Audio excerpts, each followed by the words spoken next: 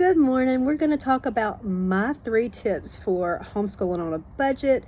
My first one is yes, utilize all the free curriculum out there, but also have a guideline and make sure you're picky. Make sure you are following a path and not just being led back and forth by free curriculum. World Book Typical Course of Study has a good listing of what milestones you should hit for each grade. Free to use, free to download, free to find resources. You can join a local group that maybe they have a lending library or they have a curriculum lending library or a swap days. That can, yes, there's a little money paid out in the front end, but there can be some saving on the long end.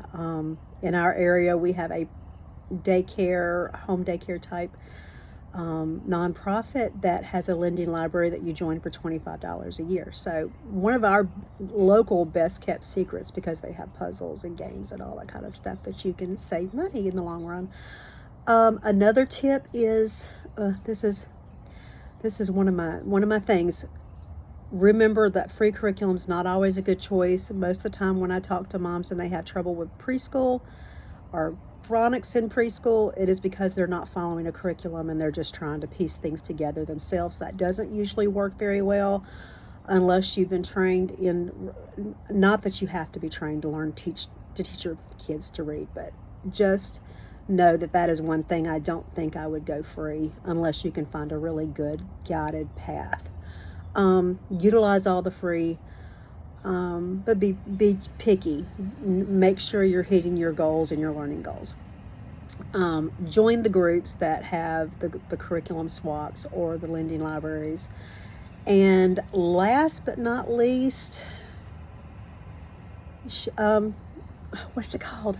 Share with your kids. You can share between your kids. Remember that most curriculum is bought for the household and you are able to use it for multiple kids.